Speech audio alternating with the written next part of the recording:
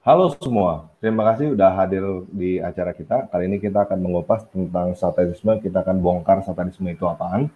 Cuman sebelumnya saya mau minta tolong teman-teman, karena saya barusan mendapatkan strike. Ini saya langsung buka, ini saya dapat notifikasi, saya dapat video saya di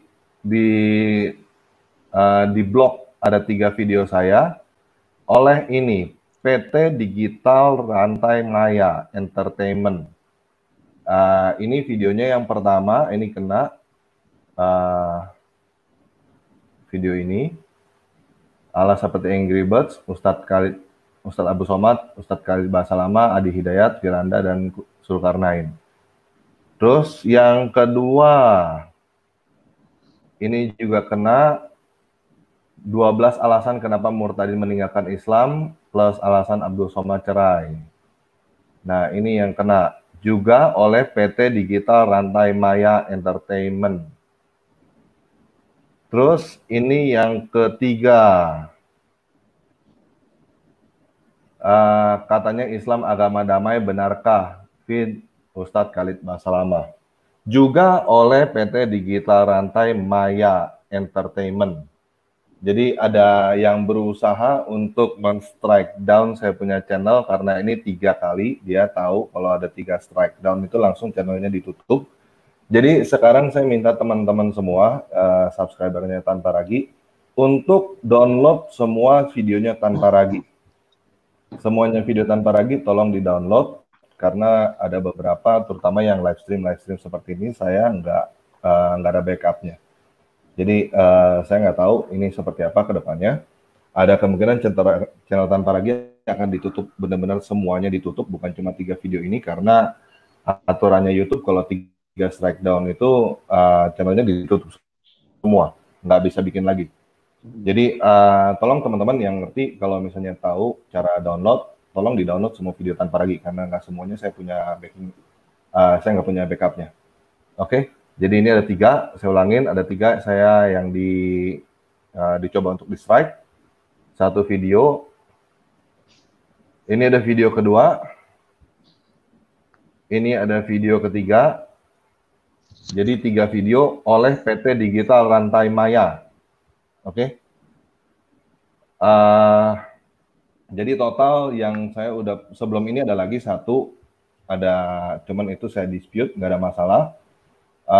Jadi total saya udah pernah kena 6 strike nih guys. Jadi ya harap maklum ya. Saya nggak tahu kedepannya bagaimana, cuman ya tadi semoga nggak ada masalah kedepannya, nanti saya coba akan dispute. Oke, sekarang kita mulai. Kita akan ngobrol tentang satanisme bersama Bro Andrew. Oke, kita langsung aja sambut Bro Andrew ya. Halo Bro, Shalom. Halo brother, Shalom. Oke, gimana Bro? Kita hari ini bakal bicara satanisme, kayaknya seru banget nih. Nah, buat teman-teman, hari ini saya mau jelaskan satu hal yang namanya satanisme. Dan dari sini nanti teman-teman bisa memahami beberapa hal supaya teman-teman bisa tahu dan bagaimana satanisme ini bekerja dan kemudian berapa banyak sih satanisme yang ada di sekeliling kita. Kemudian berikutnya juga kita nantinya akan berbicara tentang apa dan bagaimana solusinya itu semua. Dan oh ya, satu lagi, apa hubungannya dengan dunia psikologi? Sedangkan kan selama ini saya berada di channel Tanpa Ragi adalah untuk membicarakan dunia psikologi, ya. Jadi hari ini kita mau bahas itu semua dan teman-teman saya sudah sediakan slide. Teman-teman bisa lihat di sini. Ada beberapa yang mungkin nanti teman-teman silahkan capture gitu ya, slide-slide ini. Kemudian dari slide-slide ini sudah saya pastikan bahwa apapun yang saya berikan di sini adalah hasil riset saya. Jadi saya cerita dulu sedikit background pengalaman saya sedikit saja tentang satanisme. Jadi tahun kemarin 2019 saya boleh dikatakan diizinkan lah ya menuju negeri Paman Sam di Amerika sana karena cici saya adanya di sana gitu ya. Jadi sambil reunian keluarga, sambil saya iseng berada di sana untuk mencari tahu tentang satanisme, cuman versinya mereka gitu. Nah, pada saat itu saya masuk ke toko buku namanya Noble and Barnes. Toko bukunya cukup terkenal lah ya, Noble and Barnes. Buat teman-teman yang udah pernah ke Amerika pasti tahu itu. Dan kemudian dari situ saya melihat buku dan ada satu jajaran rak buku yang cukup menarik. Jajarannya sifatnya spiritual sekali dan itu ada dua sisi. Jadi sisi depan belakang gitu ya. Nah, pada saat itu yang dimunculkan adalah sisi depannya. Sisi depan dari rak tersebut ada 3 bagian. Satu adalah bagian pertama adalah psikologi. Jadi psikologi satu bagian terus gitu ya. Yang kedua adalah berbicara tentang New Age gitu ya. Mungkin teman-teman pernah dengar istilah New Age gitu, zaman baru lah ceritanya gitu lah ya. Itu New Age. Nah, sisi yang ketiga itu segala sesuatu buku-buku yang berhubungan dengan sihir. Apapun sihirnya gitu ya. Pokoknya buku-bukunya tentang sihir semua. Dan itu berjajar satu rentet gitu, psikologi, New Age dan sihir. Persis di belakang rak buku itu, jadi pokoknya benar-benar terbalikan gitu ya. Itu adalah semua buku-buku tentang Christianity. Jadi dilihat-lihat dan itu nggak cuma terjadi di satu area doang, ternyata nyaris di setiap buku ada gitu ya, nyaris di setiap toko buku polanya sama gitu. Saya kunjungin 3 atau 4 toko buku, Noble and Barnes cuma salah satunya aja. Jadi dari situ lihat kok lucu ya polanya begini. Dan seperti yang kita tahu karena hal yang paling menarik adalah kalau kita udah berbicara tentang Yesus Kristus, isinya kita sudah sama-sama tahu bahwa isinya adalah tentang kasih karunia, kasih mengasihi dan lain sebagainya gitu ya. Nah, hal yang menarik kalau di dalam satanisme, salah satu rak yang ada di situ, isinya adalah tentang yang tadi saya sebut gitu ya, sihir, magic, dan sebentar lagi saya akan kasih lihat di slide-nya saya, ada apa sih isi dari buku-buku tersebut. Nah, pada saat itu, singkat cerita, saya penasaran dengan satu buku, dan satu buku ini aja yang benar-benar ini isinya apa ya, dan buku itu namanya Satanic Bible.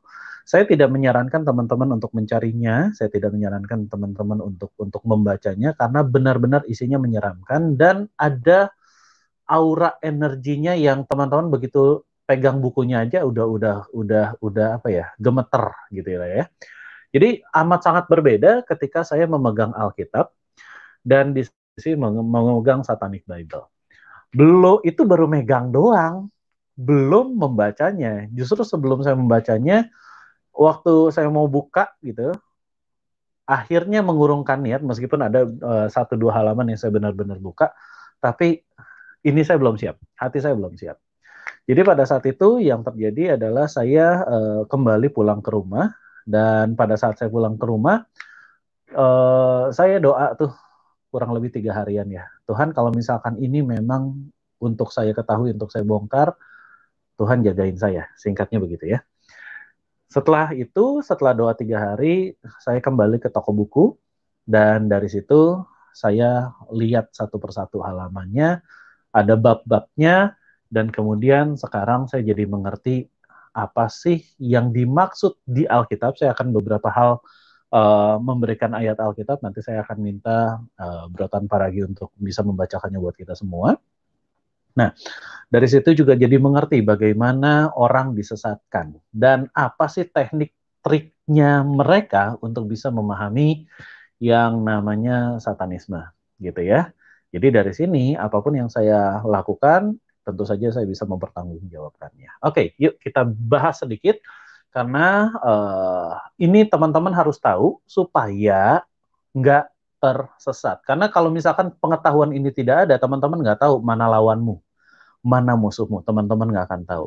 Tapi kalau dari sini, setelah saya jelaskan, teman-teman akan tahu siapa yang namanya musuhnya kita. Nah, musuhnya tuh kayak gimana? Yuk kita bahas ya. Tanpa lagi, boleh dong slide-nya diperbesar. Thank you. Jadi inilah hal-hal yang Anda perlu tahu tentang satanisme. Oke ya, yuk pertama. Kita disclaimer dulu ya. Disclaimer ini adalah materi ini adalah untuk pembelajaran mengenal siapa musuhmu. Dan saya kasih bold di sini, musuh yang saya maksud bukanlah manusia, tetapi pengajaran ataupun doktrin. Bisa dipahami ya?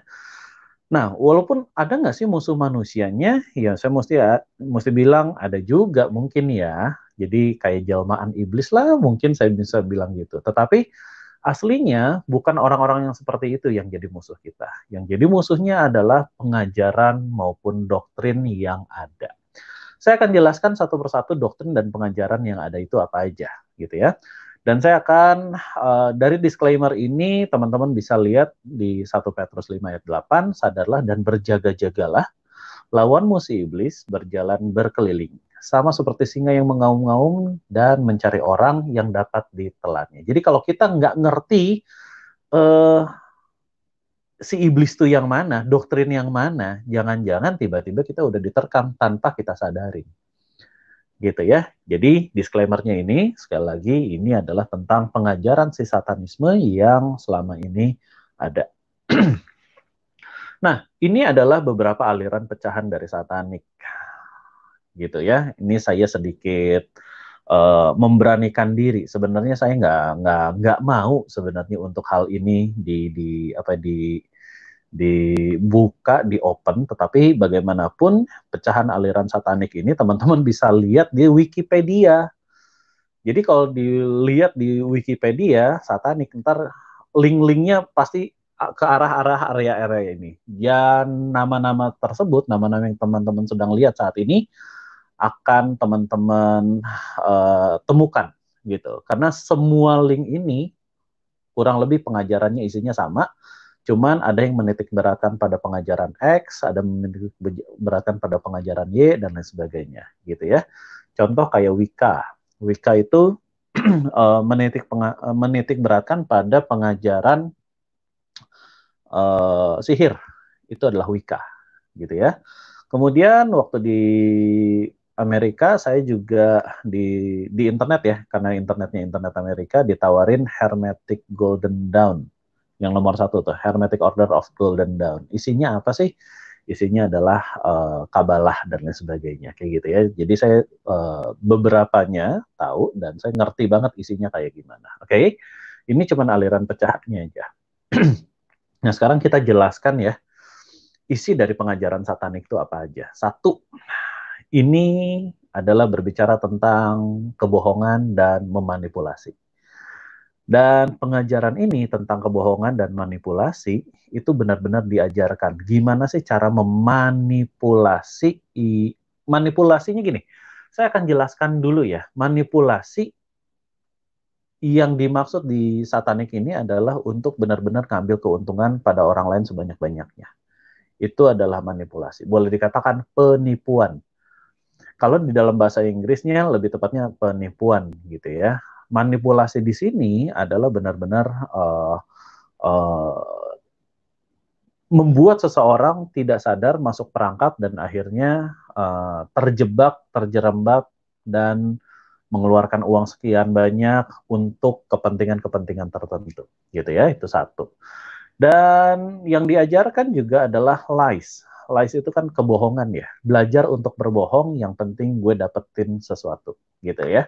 Jadi lies and manipulasi adalah memang pemahaman-pemahaman yang dalam tanda kutip nih harus dikuasain. Cuman nggak bakalan diajarin di awal-awal gitu. Jadi lies and manipulasi itu nanti diajarinya agak sedikit ke tengah. Dalam arti kata gini, kalau ada yang namanya 10 modul tentang pengajaran satanik gitu ya, lies and manipulation mungkin ada di modul ke-6 atau modul ke-7 gitu ya, itu dia. Kemudian yang kedua adalah adanya mantra untuk kutuk santet, ya termasuk pelet, semuanya adanya di sini.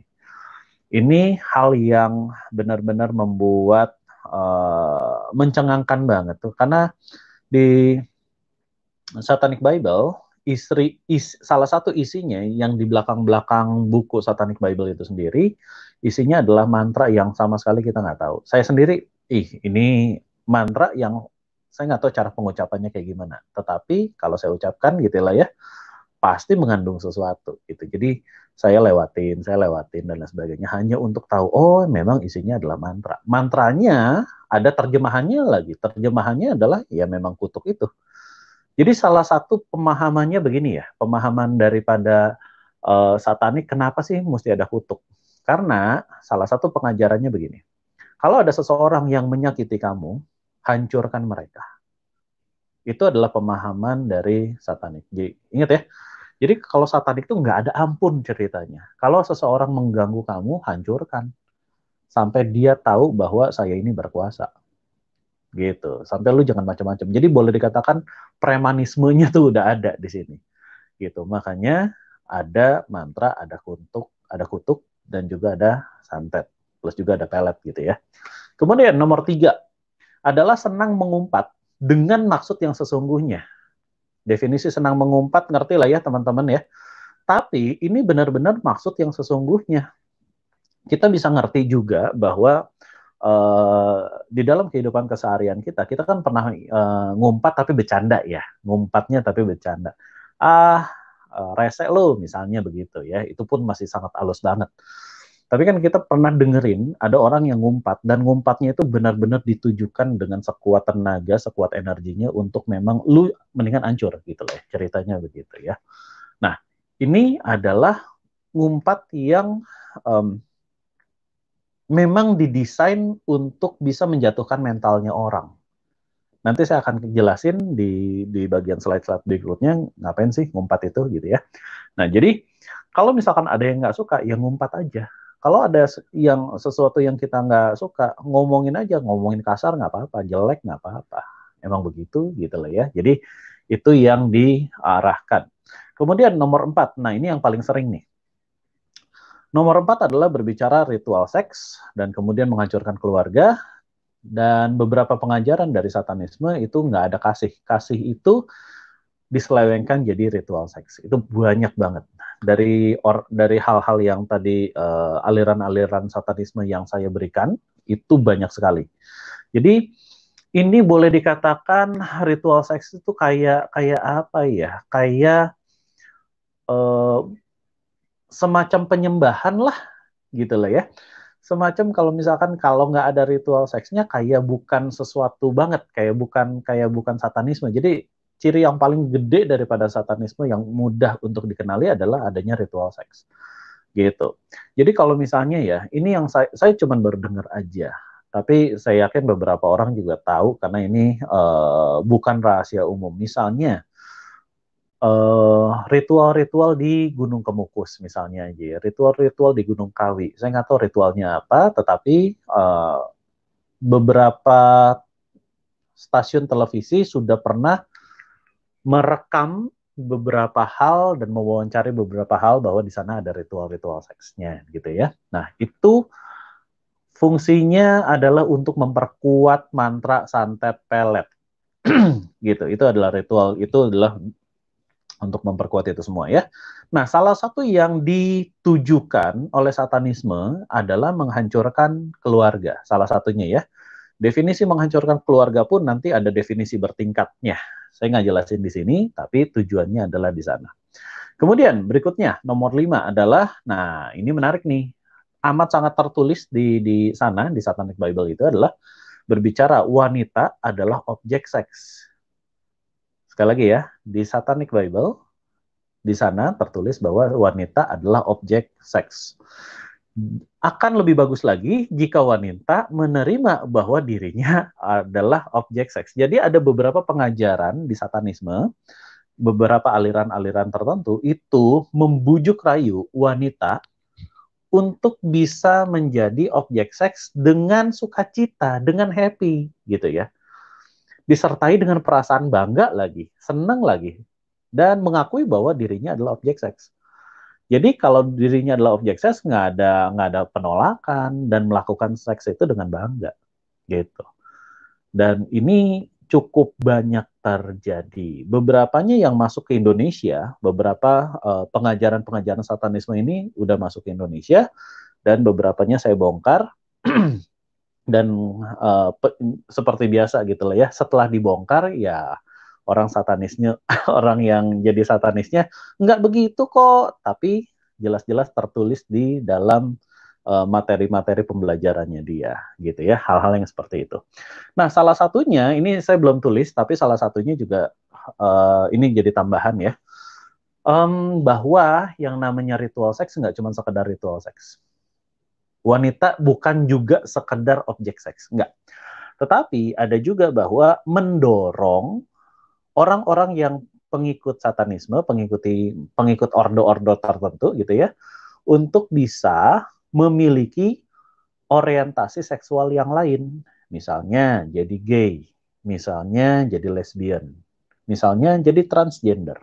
Maka isu LGBT adalah isu yang dimainkan dan dimanfaatkan oleh satanisme.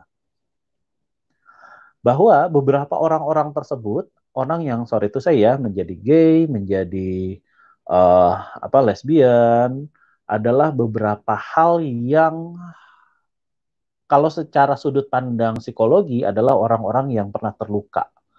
Kita nggak tahu terlukanya gara-gara apa. Bisa jadi pelecehan seksual, bisa jadi pernah terluka karena memang sakit hati di area-area tertentu gitulah ya. Saya nggak tahu, tetapi itu dimanipulasi untuk bisa digiring menjadi orang-orang yang ya udah daripada kamu nggak bisa percaya sama wanita, mendingan sama pria deh, sesama pria emang kenapa, asik juga kok gitu misalnya ya. Dan itu yang terjadi di uh, satanik.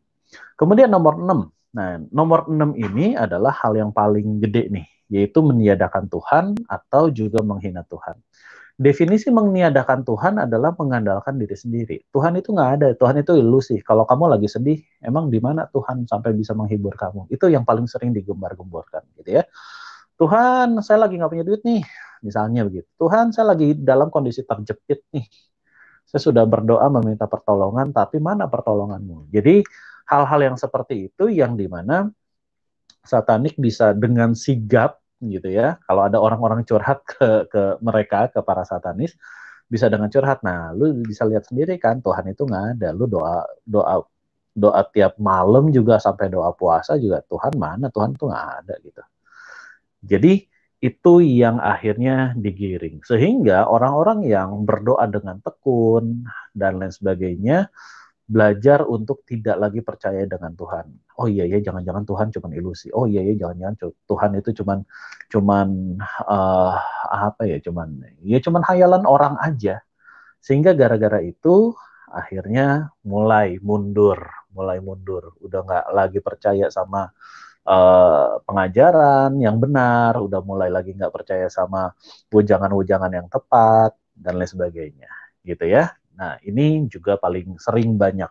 Bahkan secara pengajaran yang nomor 6 ini adalah yang paling sering diutamakan.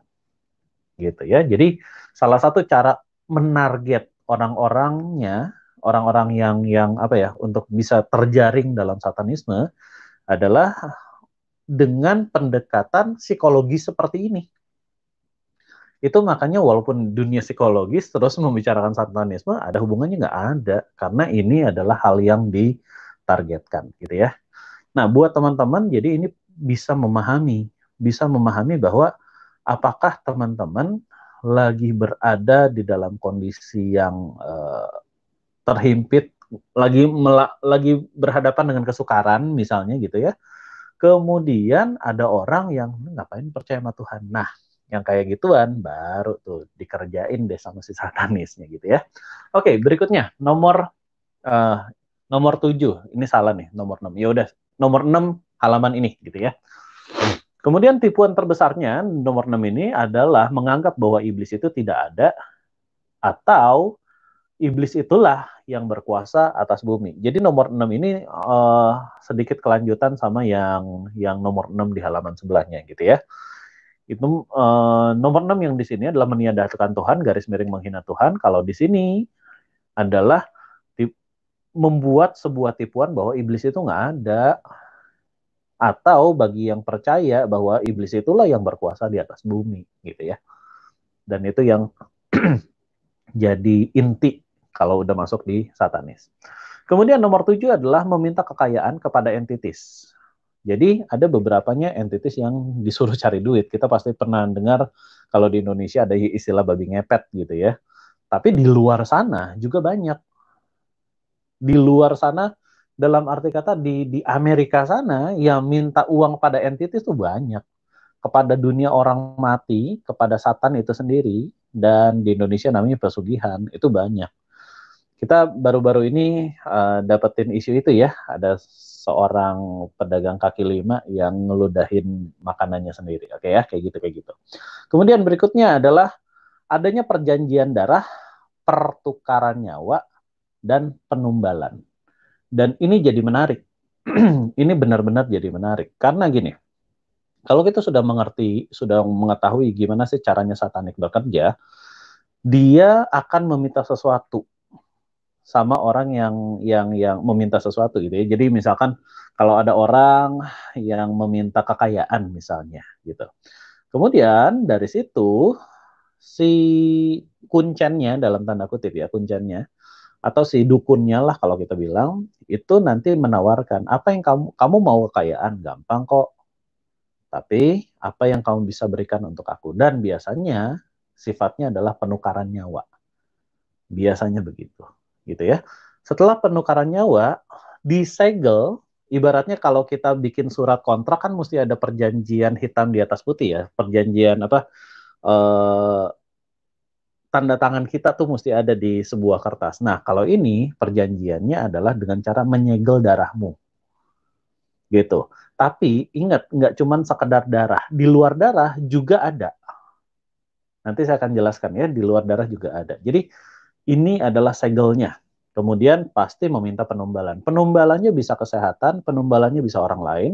Hal yang paling menarik, penumbalannya bukan diri sendiri, tetapi uang. Tanpa sadar uangnya dapat, iya ya gue kaya ya. Tapi mulai pelan-pelan digerogotin ke arah dia lagi. Gitu. Jadi ilusi, gue punya duit, gue kasih lu, kemudian sini duitnya balikin pelan-pelan gitu ya. Itu juga bisa terjadi. Kemudian nomor 9. Nomor 9 adalah berbicara material oriented dan berbicara tentang teologi kemakmuran. Material oriented yang berbicara teologi kemakmuran, ini lebih gilanya lagi adalah berbicara begini. Kalau kamu mau serakah, serakah aja. Emang masalahnya di mana? Gitu ya. Itu adalah berbicara material oriented. Kemudian berikutnya nomor 10. Nomor 10 adalah berbicara nggak ada benar, nggak ada salah, lakukan aja. Semua itu, semua apa yang kamu lakukan, itu cuma sekedar moral relativisme. Orang lain bisa salah, orang lain bisa menuduh kamu benar, orang lain juga bisa menuduh kamu salah. Tapi kalau kamu disetir sama orang lain gara-gara benar dan salah, ngapain disetir sama orang? Mendingan lakukan aja. Toh no right, no wrong. Gitu ya. Di dalam bahasa yang lain, ini adalah berbicara tentang filosofi nihilisme. Buat orang-orang, buat teman-teman yang pernah belajar psikologi, pasti pernah dengar istilah nihilisme. Nihilisme adalah berbicaranya begini. Hari ini saya senang. Udahlah, nggak usah terlalu senang lah. Besok juga kamu akan ngerasain sedih. Gitu ya. Hari ini kamu sedih. Udahlah, nggak usah terlalu pusing lah. Nanti juga kamu bakalan senang. Hidup itu ya begini-gini aja. Ntar sedih, ntar kosong, ntar isi, ntar happy, ntar minus lagi, ntar naik lagi, dan lain sebagainya. Udah nggak usah terlalu pusing. Yang penting ya begini aja. Itu adalah filosofi nihilisme. Gitu ya. Dari Friedrich Nietzsche. Dan hal yang menarik adalah filosofi nihilisme itu dipakai di satanisme. Gitu. Fungsinya apa sih nihilisme? Adalah untuk membuat, dirimu tuh nggak berarti. Dirimu tuh nggak berarti. Kamu tuh kosong, kamu tuh hampa. Daripada kamu kosong dan hampa, udah mendingan ikut saya, ikut satanisme. Kita bisa senang-senang kok di sini. Gitu lah ya. Dan di dalam filosofi nihilisme yang berada di satanisme, itu adalah berbicara tentang kalau kamu dibuang, kami terima kamu. Kalau kamu selama ini nggak disukai orang lain, kami terima kamu, gitu loh. Dan ini yang jadi PR juga buat kita yang sudah mengerti. Mengerti bahwa ada jiwa-jiwa yang terbuang di luar sana, jiwa-jiwa yang tertolak, dan kita perlu menjaga mereka supaya mereka nggak kejebak dengan yang namanya dengan yang namanya filosofi nihilisme dan kemudian digunakan oleh satanisme. Ya, oke, berikutnya. Nomor 11 adalah berbicara balas dendammu, hancurkan orang lain yang bersalah kepadamu. Di dalam dunia satanisme, saya kayaknya tadi udah sempat ngomong ya, kalau di satanisme adalah kalau ada seseorang yang bersalah, hancurin dia. Kalau di Alkitab bilang mata ganti mata gitu lah ya, kemudian diganti dengan hukum kasih karunia. Kalau ada orang yang menyakiti kamu, doakanlah mereka. Tapi kalau di satanisme bukan mata ganti mata lagi, mata ganti seluruh badan. Jadi kalau matanya selama ini dicolok, tercolok gitu lah ya, dan satanisme akan bilang nggak cuma mata, hidung juga dibengkokin, muka lebam-lebam, leher patah, dan seterusnya. Pokoknya dihabis-habisin gitu loh. Itu adalah filosofi daripada si satanik itu sendiri. Dan ini juga ini balaskan dendamu adalah orang yang dicari juga di dalam satanis. Jadi satanis itu bisa melihat begini. Ini orang lagi punya dendam atau enggak? Ini orang lagi punya masalah atau enggak? Ini orang lagi punya apa ya? Punya kekecewaan tertentu enggak? Ini orang lagi punya ambisius enggak sih untuk membuktikan sesuatu pada orang lain? Nah, kalau itu ada, maka akan tanpa sadar direkrut gitu ya oleh satanisme itu sendiri. Supaya apa? Enak kan balas dendam? Enak kan gitu loh ya. Jadi dikompor-komporin untuk dapat melakukan itu. Hal yang menarik kalau secara psikologi, yang namanya balas dendam akan memunculkan cancer. Biasanya ya, akan memunculkan kanker. Berikutnya adalah berbicara tentang nomor 12. Memperbudak orang. Ini sering banget gitu ya. Fasisme. Kemudian harus tunduk. Jangan mempertanyakan. Jangan pakai logika tentang pengajaran-pengajaran ini. Tidak boleh menyelidiki secara mendalam ajarannya. Yang penting lakukan saja. Jadi kalau disuruh A, lakukan aja, nggak usah nanya. Suruh B, lakukan aja, nggak usah nanya. Suruh ini, lakukan aja, nggak usah nanya. Suruh kutukin orang, lakukan aja, nggak usah nanya. Suruh serakah, lakukan aja, nggak usah nanya gitu ya. Dan seterusnya. Kemudian berikutnya, nomor 13, harus senang-senang. Segala sesuatu sifatnya hedonisme yang kuat, atau di dalam bahasa Alkitab namanya kedagingan, harus dilakukan sesering mungkin, sebanyak mungkin. Nah, teman-teman bisa lihat di sini, nomor 13 adalah berbicara hedonisme ya, harus senang-senang. Dan segala sesuatu yang sifatnya hedonisme kuat harus dipraktekkan sesering mungkin. Hal yang tidak dipahami sama orang, kenapa di satanisme berbicaranya tentang hedonisme? Kenapa berbicaranya adalah tentang harus senang-senang yang kuat? Karena ini yang teman-teman harus catat ya, senang-senang itu secara naluriah seolah-olah, garis bawahi, seolah-olah itu adalah obat untuk orang yang merasa hampa terhadap hidupnya. Sekali lagi ya, harus bersenang-senang seolah-olah itu adalah hal yang menjadi obat untuk orang-orang yang merasa hampa terhadap hidupnya. Jadi buat para remaja yang merasa hampa terhadap hidupnya, ini adalah target berikutnya, gitu. Jadi dari sini kita bisa ngerti, bisa hati-hati. Bahkan buat teman-teman yang lagi nonton saat ini, kalau misalnya ada perasaan hampa yang tiba-tiba muncul, maka buru-buru deh baca Alkitab, buru-buru deh angkat perjamuan kudus gitu ya. Buru-buru deh minta ditemani atau minta dilayani dengan orang-orang care group atau komselnya teman-teman sendiri. Itu akan jadi powerful banget. Karena kalau misalkan tiba-tiba diajak senang-senang, senang-senang tuh bisa banyak hal ya. Salah satunya adalah berbicara diajak dugem misalnya ya. Diajak ke dunia gemerlap kayak gitu. Wah, asik, musiknya kencang, joget-joget, ada minuman dan lain sebagainya. Asik kan, happy kan? Kalau happy kayak gini, kamu kan udah senang-senang kayak gini, kamu nggak ngerasa hampa kan? Kami menemanimu loh dan lain sebagainya. Hal-hal yang seperti itu sering banget. Gitu ya. Setelah itu apa yang terjadi? Mereka pulang ke rumah, ya besok hampa lagi. Besok mereka akan mencari pelarian lagi. Dan senang-senang di sini adalah benar-benar mencari pelarian akhirnya. Nggak ada yang salah sih dengan senang-senang, tetapi ini bisa dimanfaatkan gitu ya. Dan yang salah adalah ada perasaan hampanya itu. Jadi kalau teman-teman sedang merasa hampa, please cari teman-teman terdekat yang bisa menguatkan ya. Itu kenapa kami punya t.me/dunia psikologi. Untuk apa sih? Untuk orang-orang yang hampa, yuk kami punya pemahaman yang bisa membuat teman-teman bisa hidup kembali. Nah, ini juga yang teman-teman perlu pahami ya. Banyak banget pemahaman-pemahaman tentang kehampaan ini yang akhirnya dimanfaatkan. Contoh hampa itu nggak cuma sekedar hidup. Hampa dalam sebuah hubungan juga salah satu yang paling sering muncul. Hampa di dalam sebuah pekerjaan juga salah satu yang paling sering muncul.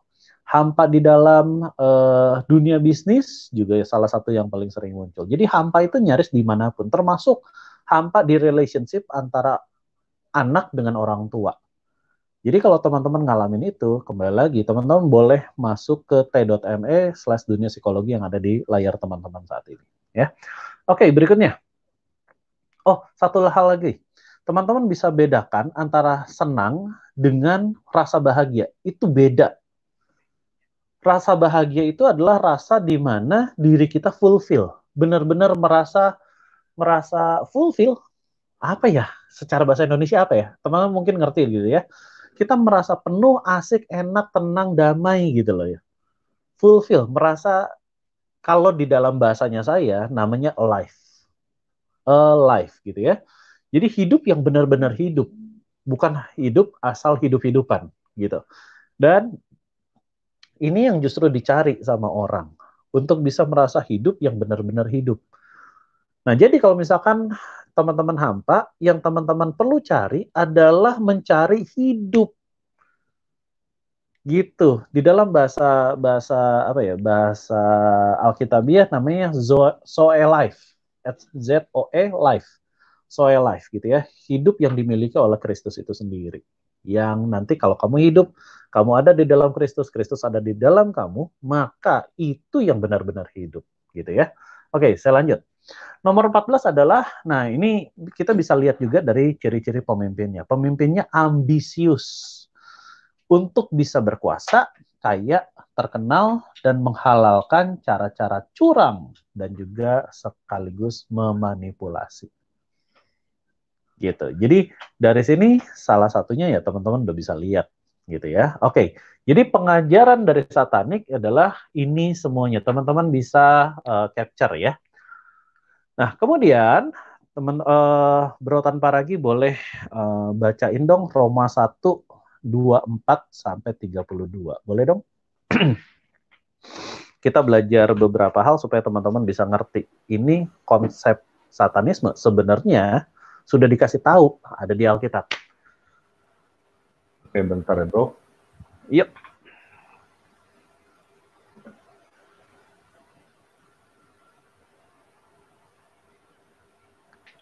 Roma 1:24-32. 1:24.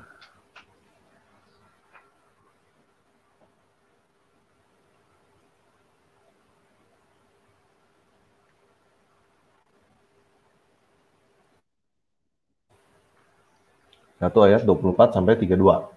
Ya, sampai habis. Karena itu Teman-teman, Allah menyerahkan mereka kepada keinginan hati mereka akan kecemaran, sehingga mereka saling mencemarkan tubuh mereka. Sebab mereka menggantikan kebenaran Allah dengan dusta dan memuja dan menyembah makhluk yang melupakan penciptanya yang harus dipuji selama-lamanya. Amin. Karena itu Allah menyerahkan mereka kepada hawa nafsu yang memalukan, sebab istri-istri mereka mengganti persetubuhan yang wajar dengan yang tidak wajar.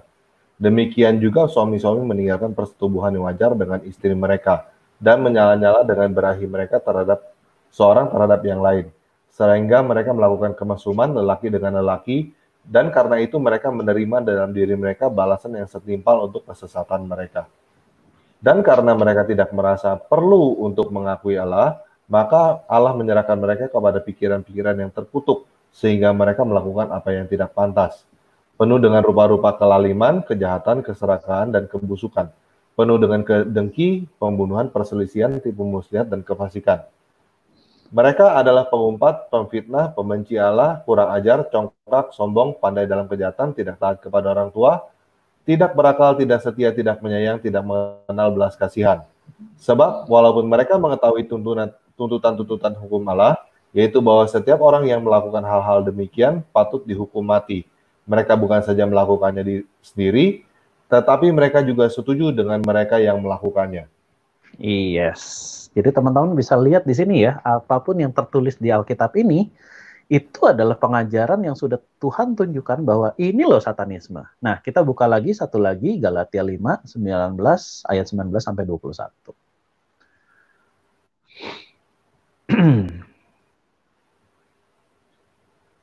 Oke, Galatia 5 ayat 19 sampai 19 sampai 21. Oke. Perbuatan daging telah nyata, yaitu percabulan, kecemaran, hawa nafsu, penyembahan bersalah, sihir, perseteruan, perselisihan, iri hati, amarah, kepentingan diri sendiri, percideraan, roh pemecah, kedengkian, kemabukan, pesta pora, dan sebagainya. Terhadap semuanya itu kuperingatkan kamu, seperti yang telah kubuat dulu, bahwa barang siapa melakukan hal-hal yang demikian, ia tidak akan mendapat bagian dalam kerajaan Allah. Oke, terima kasih. Jadi dari sini teman-teman Udah, Bro? bisa ngerti. Ya, sudah sampai situ dulu ya. Jadi dari sini teman-teman bisa memahami bahwa satanisme, pengajaran-pengajarannya udah dikasih clue di dalam Alkitab itu sendiri.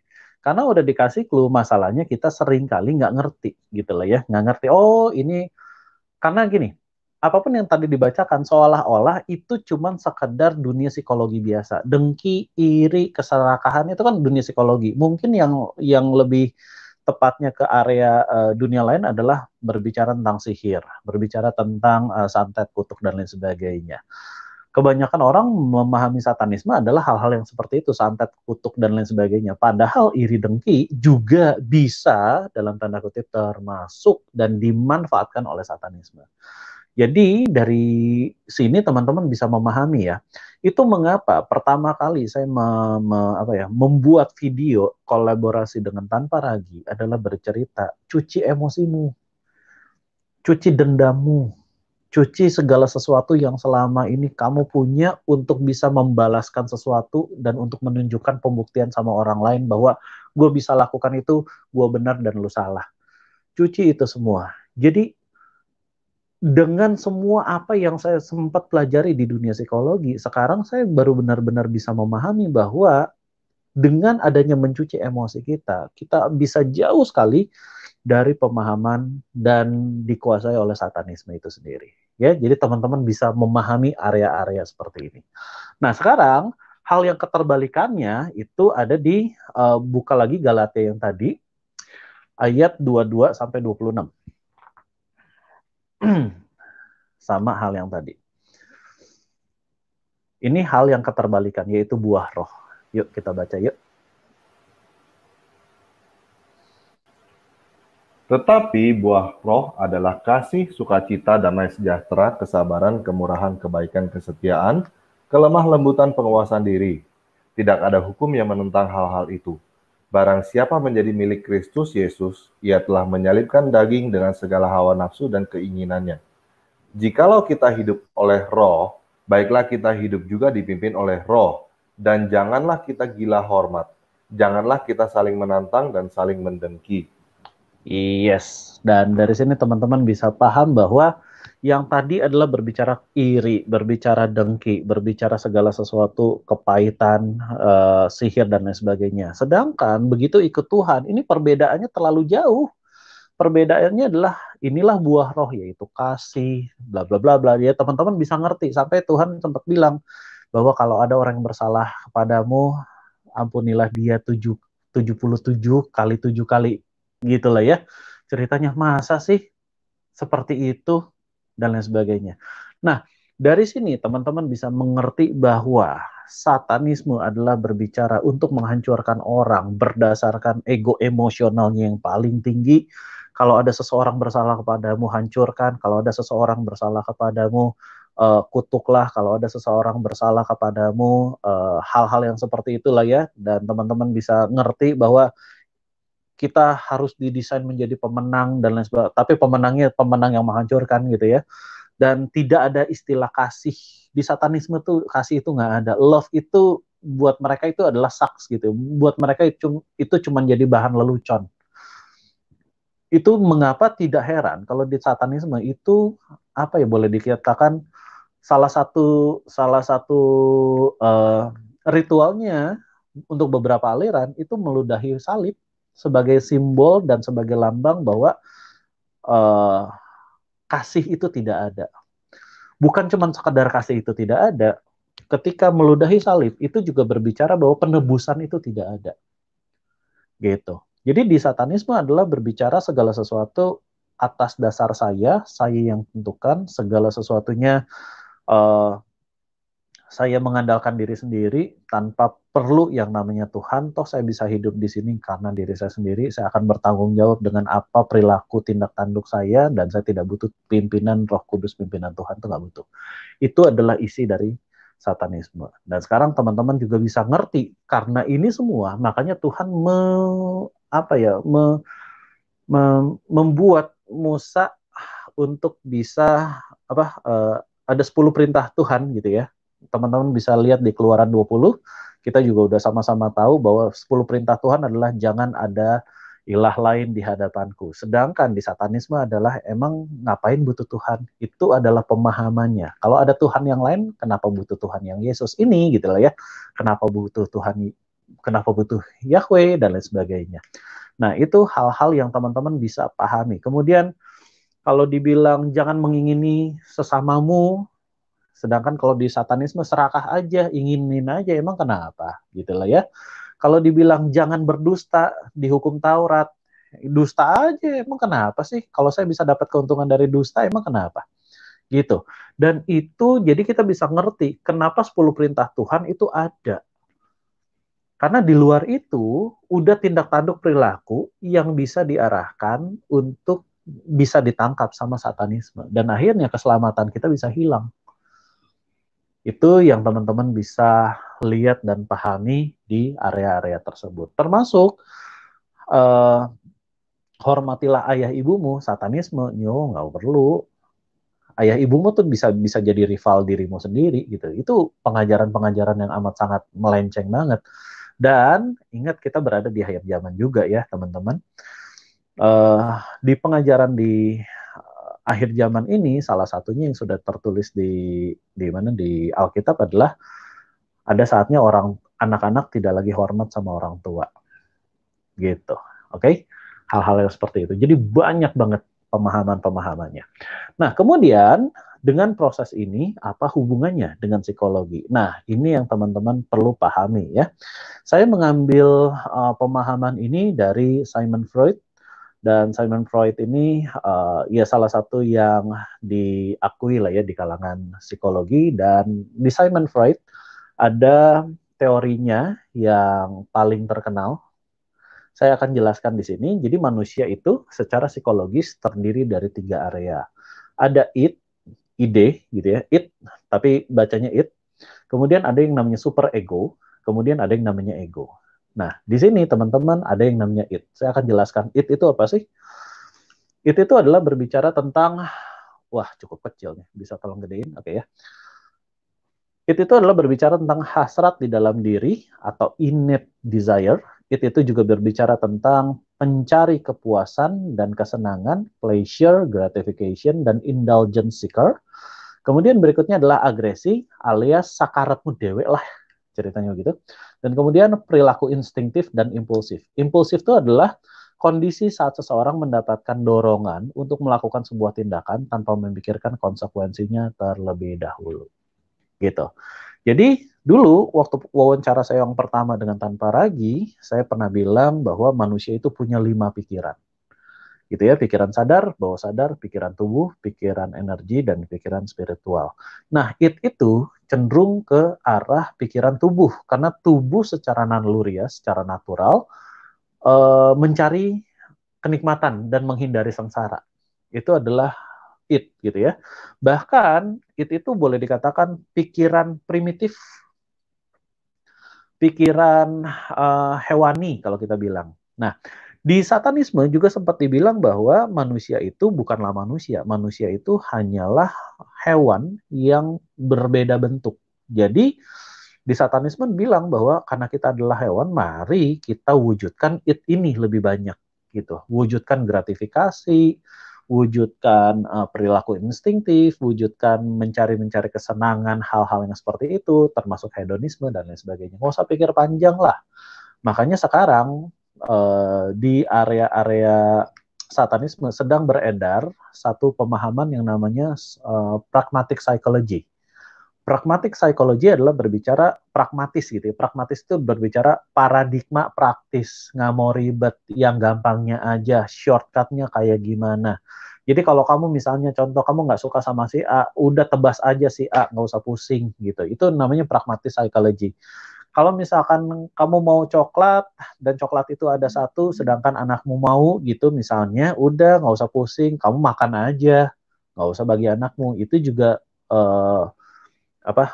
pragmatic psychology, dan sekarang sedang berkembang sekali pragmatic psychology. Ada bukunya malahan gitu ya. Dan setelah saya baca bukunya, ya bukunya cuma isinya begitu. Nggak usah mikir panjang deh. Segala sesuatunya kalau kamu merasa salah, gimana caranya supaya kamu benar. Kalau ternyata benar itu harus nyogok, nyogok aja. Kalau ternyata caranya untuk ngebenerin situasi harus pakai sihir, sihir aja. Ternyata kalau misalkan ngebenerin sesuatu harus nyantet orangnya, santet aja. Gitu, itu pragmatik psikologi. Itu baru berbicara tentang pragmatisnya ya. Masih banyak psikologi-psikologi yang mengarah pada it-nya ini. Nah, kita ngerti bahwa it ini bukanlah sebuah sumber kebijaksanaan. It ini hanya berbicara bahwa gue mau dilayani tanpa gue mau mengerti orang. Gitu. Ini adalah berbicara tentang it. Kemudian ada satu istilah lagi di Sigmund Freud, itu adalah berbicara tentang super ego. Super ego itu berbicara apa sih? Kehidupan yang ideal tuh kayak gimana? Moralnya apa? Prinsipnya apa? Pemahamannya apa? Aturan dalam hati apa? Jadi super ego adalah hal-hal yang selama ini kita ditanamkan dari wejangan orang tua, dari pemahaman-pemahaman yang didapat dari guru, itu semuanya adanya di super ego. Gitu ya. Termasuk ketika kita berada di gereja, itu yang ditanam nilai-nilai gereja adalah berbicara tentang super ego. Jadi teman-teman bisa lihat keterbalikannya. Itu adalah pikiran tubuh, super ego adalah pikiran yang nanti ditanam sebaiknya kita lakukan seperti ini ya. Jadi kebijaksanaan itu juga adanya di super ego. Prinsip kebijaksanaan adanya di super ego. Nah, antara it dan super ego ada satu pemahaman yaitu ego. Ego ini adalah merupakan jembatan kepentingan dari it dan menjembatani kepentingan juga dari super ego. Ego ini adalah yang tadinya konsep, yang tadinya keinginan desire, akhirnya bisa dipadukan dengan kebijaksanaan dan akhirnya bisa berinteraksi dengan baik, gitu ya. Jadi ego inilah yang kita bisa memahami bahwa kalau orang bisa berperilaku tertentu, maka dia bisa menjembatani it dan super egonya. Nah, sekarang teman-teman bisa lihat di sini ya. Dalam kehidupan kita, yang namanya ego yang justru harus berkembang. Yang namanya ego, kata kuncinya adalah bijaksana. Saya bahkan tambahin sesuatu ya, tidak tertulis di sini tapi teman-teman bisa dengarkan saya. Jadi yang ada 8 indikator untuk bisa membuat orang memahami kehidupannya atau tidak. Nomor 1 adalah bijaksana, nomor 2 adalah dewasa, nomor 3 adalah produktif, nomor keempat adalah cepat, nomor 5 itu adalah bertumbuh, 6 adalah berkembang, 7 itu bersinar, dan ke-8 itu matang. Ya, jadi ada 8 indikator yang teman-teman bisa tambahkan di dalam dirimu supaya egonya powerful. Gitu ya. Jadi kita nggak kejebak dengan yang namanya it. Kalau it kita benar-benar kejebak dengan yang namanya bisa dimanfaatkan dengan satanisme dan kita nggak peduli sama orang lain, kita akhirnya jadi orang aneh di sana.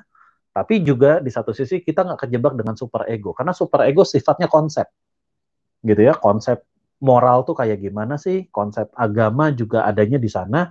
Konsep tentang kehidupan semuanya adanya di super ego. Nah, ego adalah bagaimana sebuah konsep-konsep tersebut jadi nyata dan kita bisa jalani dalam kehidupan kita, ya.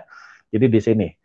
Nah, teman-teman, setelah di sini Teman-teman bisa lihat pemahaman ini, teman-teman bisa lihat deh di googling aja di Google, kemudian cari kata kuncinya id, ego, dan super ego. Di sini akan muncul dan teman-teman bisa memahaminya di gambar-gambar seperti ini ya. Contohnya, id, ego, dan super ego adalah seperti ini. Sebelah yang biru itu adalah id. Nah, si id ini bisa berkata gini, I need to eat right this second. Jadi saya pengen makan sekarang juga. Jadi sifatnya kayak anak-anak. Saya pengen makan sekarang juga.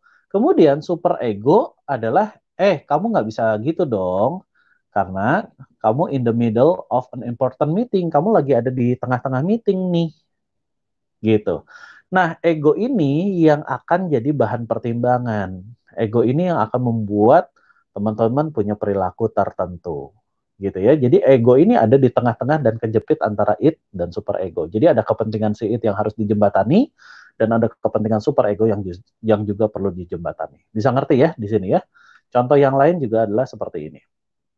Teman-teman bisa lihat yang paling atas itu adalah id. Oke. Kemudian innate desire, pleasuring seeking, aggression, sexual impulse, super ego adalah moral, etik, value, parental, dan lain sebagainya. Nah, waktu kita jadi ego, kita perlu yang namanya mature, adaptif, dan akan memunculkan behavior tertentu. Di sini juga kita bisa lihat bahwa it itu adalah I want it now. Pokoknya saya maunya sekarang gitu ya. Sedangkan si super egonya kamu nggak bisa. Sekarang juga tuh nggak bisa. Nah, egonya akan berpikir, I need to do a bit of planning to get it, gitu ya. Jadi dari sini teman-teman bisa ngerti bahwa ego itu adalah kebijaksanaan yang benar-benar nantinya terwujud melalui tingkah lakunya kita berikutnya. Oke, nah dari sini yang tadi saya sempat bilang, satanik itu mengeksploitasi id-nya manusia. Jadi satanik itu cuma isinya begitu doang, nggak kurang, nggak lebih. Ya, jadi kalau ada seseorang yang pengen sekarang juga untuk bisa dihasilkan, pengen sekarang juga, beda dengan konteks kerjaan ya. Kalau kerjaan mungkin ada deadline yang harus sekarang juga, itu hal yang berbeda. Tetapi kalau ini adalah berbicara desire, pokoknya saya minta dilayani sekarang juga, itu udah berbicara eksploitasi it. Oke, teman-teman pasti bisa paham. Nah, sekarang ini tujuan dari satanik itu apa sih? Ujung-ujungnya tujuan satanik itu apa? Silahkan diperbesar lagi layarnya. Satu adalah manusia mengandalkan kemampuan diri sendiri. Itu kenapa teman-teman ada istilah New Age. Saya mendengar istilah New Age itu sejak remaja sekitar umur SMP lah ya, gitu. Manusia mengandalkan kemampuan sendiri. Pada saat itu New Age itu apa gitu ya. Saya masih belum ngerti, tapi tahu bahayanya, udah dikasih tahu bahayanya gitu ya. Nah, bahayanya New Age adalah nomor satu ini, yaitu mengandalkan kemampuan diri sendiri, benar-benar hanya kamu yang bisa mewujudkan segala sesuatunya.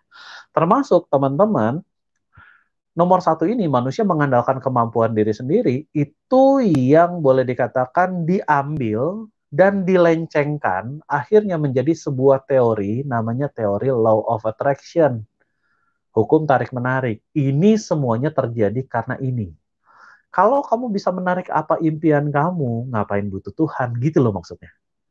Gitu ya, tanpa sadar itu ada message dari satanik yang masuk ke pengajaran-pengajaran seperti itu. Yang kedua adalah manusia hidup dalam hedonisme. Kemudian yang ketiga adalah tujuan dari satanik, manusia memiliki perilaku impulsif dan pragmatis. Makanya yang tadi saya sempat bilang pragmatis psychology. Impulsif itu udahlah, lakukan aja dulu, nggak mikir panjang. Oke. Kemudian tujuan berikutnya adalah manusia hidup dalam keributan, kekacauan. Dan buat para satanis, ini adalah new normal. Buat mereka itu normal. Hidup dalam sebuah keributan, kekacauan, buat mereka itu normal. Nah, sekarang teman-teman bisa pahami begini. Ini saya akan kembali ke esensi dari sebuah agama ya. Agama, A itu tidak, gama itu kacau. Jadi agama berbicara bahwa tidak kacau. Oke? Pemahamannya itu dulu. Jadi agama adalah untuk membuat orang supaya id-nya bisa dikontrol. Itu aslinya dari agama. Jadi agama itu bukan berbicara agama yang kita tahu di Indonesia ya, ada Kristen, Muslim, ada Kristen, Islam, Buddha, Hindu. Bukan itu esensi dari agama. Esensi dari agama adalah sama seperti A susila gitu ya. Tidak punya susila, tidak punya nggak punya apa ya susila gitu lah ya. Agama adalah supaya orang tidak kacau. Nah, tidak kacaunya namanya gama, teman-teman bisa cari ya, itu kan bahasa Sanskerta. Namanya gama itu adalah kekacauan dalam, mohon maaf, yang berhubungan dengan sexuality. Jadi agama adalah supaya tidak kacau, yang speciality-nya adalah untuk tidak kacau di dalam area seksual. Itu adalah berbicara tentang esensi daripada agama itu sendiri. Nah, kalau di sini hal yang menarik adalah yang namanya satanisme itu nggak suka yang namanya kerapihan hidup tuh nggak suka. Kalau kerapihan prestasi mereka ngejar, gitu ya. Makanya banyak para musisi-musisi yang di Amerika sana, ngejar prestasi. Tapi kehidupan aslinya banyak keributan, banyak kekacauan, banyak hal-hal yang tidak asik di sana. Banyak hal-hal yang didesain untuk jadi pecah. Banyak hal-hal yang didesain untuk tidak punya kemantapan hidup. Banyak banget.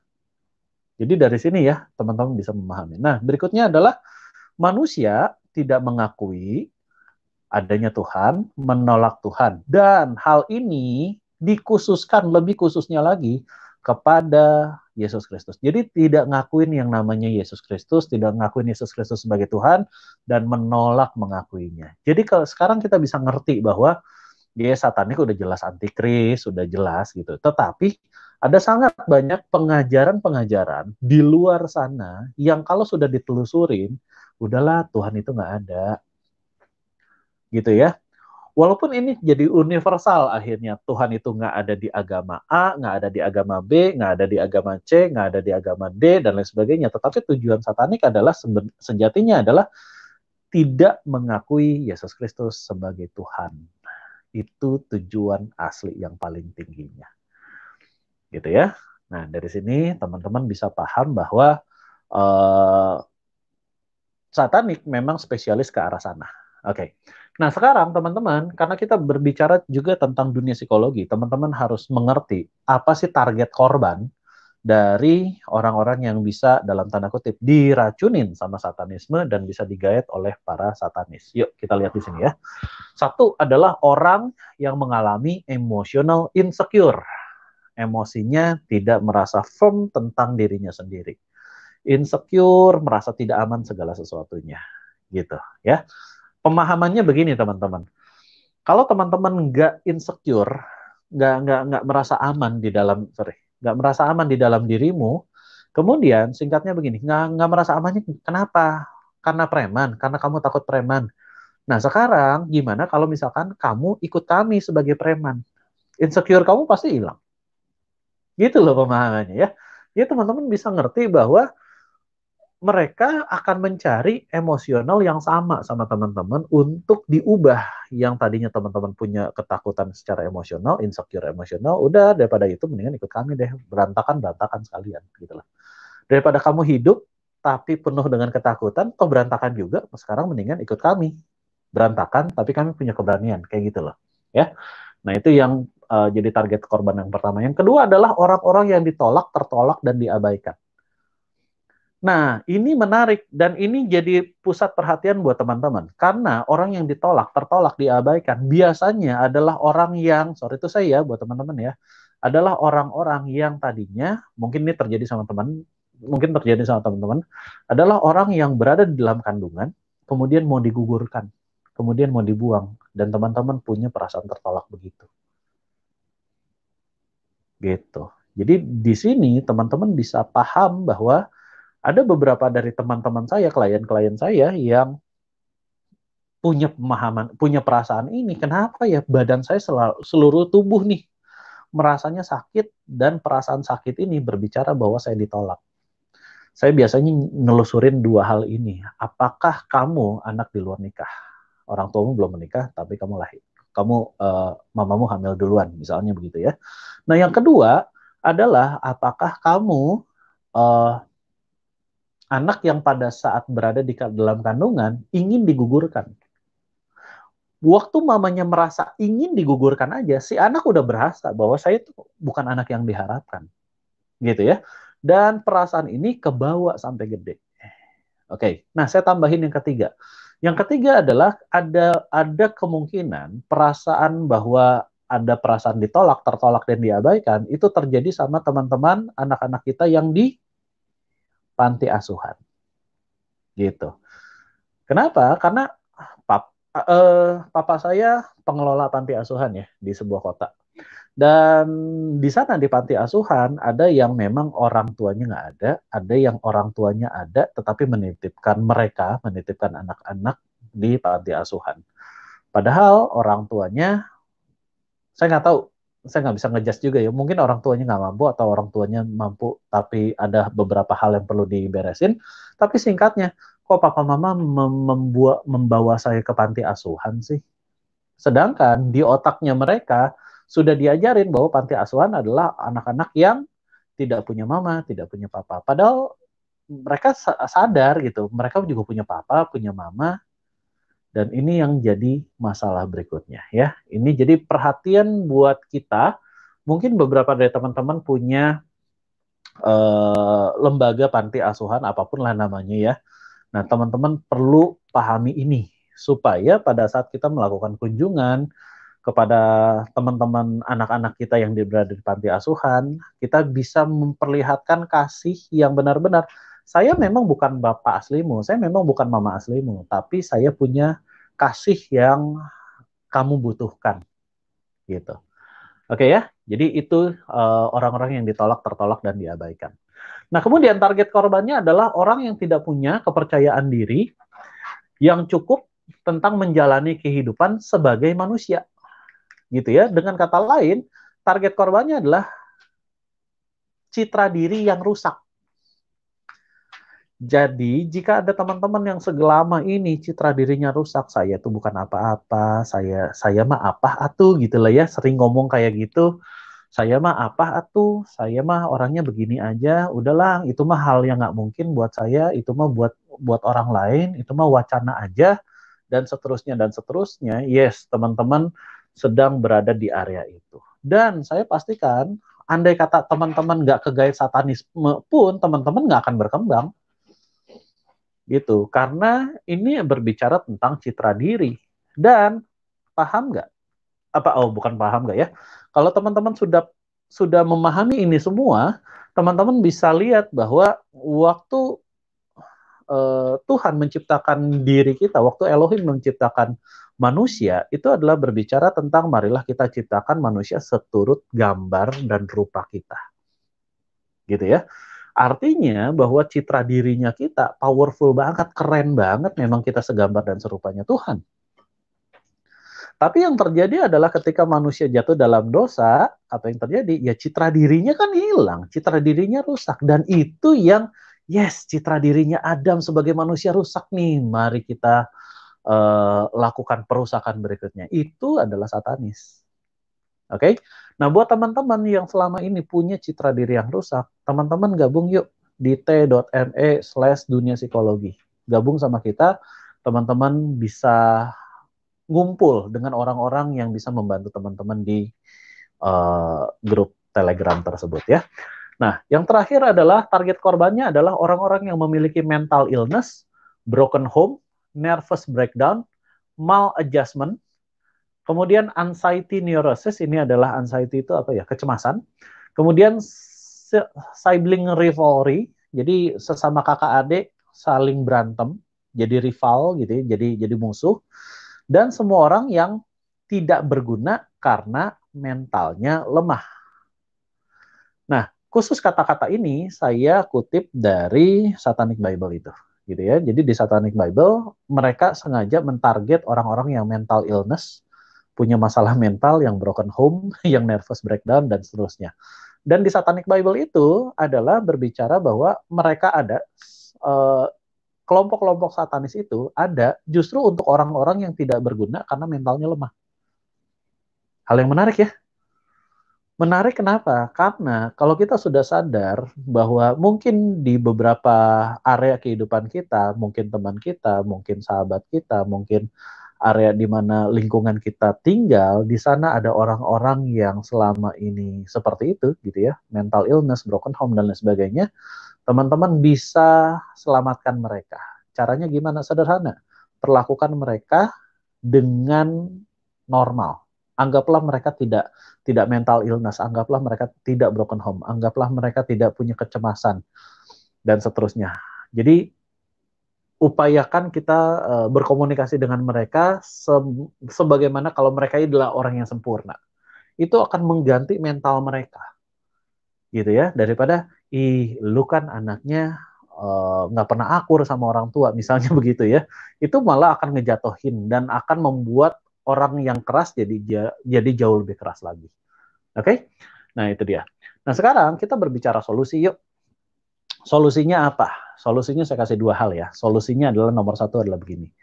Butuh pemulihan psikologis. Jadi pemulihan psikologis dibutuhkan. Itu kenapa teman-teman saya undang ke t.me garing dunia psikologi. Nanti akan ketemu saya, akan ketemu teman-teman yang lain. Kalau misalkan ada curhatnya sesama wanita, saya sudah tempatkan beberapa orang wanita untuk bisa teman-teman nanti hubungi gitu ya, dan seterusnya. Teman-teman butuh pemulihan psikologis, dan apabila membutuhkan pemulihan psikologisnya yang amat sangat profesional sekali, teman-teman bisa hubungin psikologis profesional yang ada di grup ini ya. Itu yang pertama. Nah, yang kedua adalah solusi yang kedua adalah ini.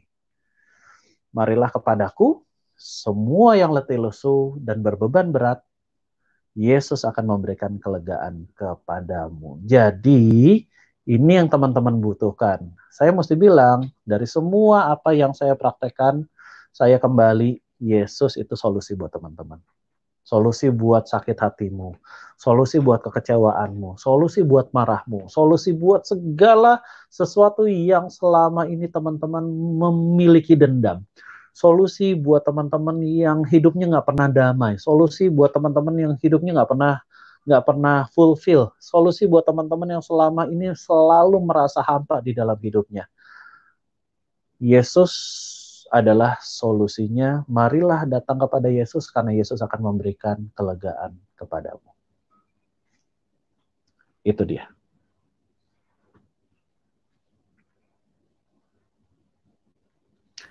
Gitu, bro. Luar biasa, bro. Bro.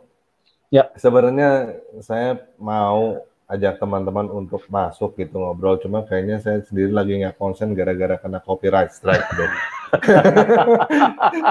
Jadi kayaknya kita mesti stop dulu yang ini nih. Oke, no problem. Nah, no problem. Cuman saya kasih tahu teman-teman dulu, ya ini yang saya barusan jadi dari tadi ini saya nggak konsen gitu. Iya. 3 video ini ternyata kayaknya semuanya berhubungan dengan Khalid bahasa lama. Ini urusan Khalid bahasa lama. Jadi gini maksudnya kan kalau misalnya saya ngomong si A ngomong begitu, kan itu kan kesannya kan saya bohong kan kalau misalnya nggak ada buktinya. Iya. Nah, jadi saya cuplik gitu. Saya cuplik dari sini gitu. Nah, ini kayaknya yang kena masalah. Ini kita bahas ini yang video pertama mengenai si Khalid bahasa lama. Terus yang kedua juga ini khotbahnya Khalid bahasa lama. Yang ketiga juga khotbahnya Khalid bahasa lama. Terus yang kenain saya strike adalah PT Digital Rantai Maya. Ini di YouTube Creator Service Directory ini nih. Digital Rantai Maya. Dan dia kita lihat di sini ini adalah dia punya salah satu yang jadi kliennya dia. Jadi ini kayak konsultan ini. Ya, konsultan YouTube dengan Khalid bahasa lama sebagai salah satu dia punya klien, dan dia yang memberikan strike kepada saya. Di sini ada Kode di Kobuser juga dong, Family, ada Sule Channel dan lain-lain juga di sini. Dan di sini ada Khalid bahasa lama, ini yang strike saya. Oke, kayaknya begitu aja yang saya baru dapat sekarang. Saya masih mikir apa yang harus saya lakukan berikutnya. Cuman oke lah, kita mikirin dulu, nanti saya pikirin nanti gimana. Jadi saya nggak konsen, bro. Jadi sorry teman-teman yang mau tanya jawab, saya nggak konsen hari ini, saya nggak bisa buka untuk tanya jawab. Cuman teman-teman yang belum tahu, Coach Andrew juga sebenarnya punya channel YouTube. Dan di sini ada beberapa video yang cukup menarik di Coach Andrew Peterson ini. Teman-teman cari aja Coach Andrew Peterson, dan ini videonya, ini channel linknya juga sudah saya taruh di deskripsi video ini. Di komentar, kolom komentar juga udah saya pin untuk subscribe ke channelnya Coach Andrew Peterson. Selain itu juga tadi yang seperti Bro Endu katakan, teman-teman bisa join ke grup Telegram Dunia Psikologi. Oke? Di sini juga ada satanisme juga, indigo, dan lain-lain. Oke, kayaknya itu aja untuk kali ini. Saya masih benar-benar ini nggak bisa mikir ini gara-gara ini Conspiracy Strike 3 gitu. Iya. Ayo. Oke. Paham. Oke. Santai aja. Oke. Alright. Oke. Thank you teman-teman udah datang ke acara ini, dan thank you banget Bro Andrew karena udah menjelaskan kita luar biasa. Dan yang bisa saya ingatkan sekali lagi teman-teman, ingat Yesus ngomong, marilah kepadaku semua yang letih lesu dan beban berat. Aku akan memberikan kelegaan kepadamu. Pikulah kuk yang kupasang dan belajarlah padaku, karena aku ini lemah lembut dan rendah hati, dan jiwamu akan mendapatkan ketenangan. Sebab kuk itu yang kupikul itu ringan dan bebannya enak. Jadi apa yang Yesus berikan itu, apa yang Yesus ajarkan ke kita, sama sekali bukan sesuatu yang di luar kemampuan kita kok. Bukan, kita nggak harus jadi orang jenius untuk percaya sama Yesus, untuk mengikuti apa yang Yesus suruh gitu, nggak perlu jadi orang jenius, nggak perlu jadi orang super suci, juga nggak perlu yang apapun juga. Yang pengen Yesus ajarkan sangat-sangat simple, sangat-sangat sederhana, dan sangat-sangat enteng, sangat ringan. Jadi sekali lagi itu kuncinya, benar ya Bro ya? Yes, betul banget. Jadi buat teman-teman perhatikan bahwa ada dua hal ya. Saya akan kembali ke solusinya. Solusi yang pertama adalah jika teman-teman butuh psikologi, yuk gabung ke t.me/dunia psikologi. Tapi yang paling penting daripada semuanya itu adalah, mungkin saya nggak bisa ngelayanin semua orang, gitu ya. Mungkin teman-teman psikologi yang ada di dalam grup tersebut juga nggak bisa ngelayanin semua orang yang masuk. Tetapi ada satu pribadi yang bisa mau ngelayani teman-teman secara pribadi. Namanya Yesus Kristus.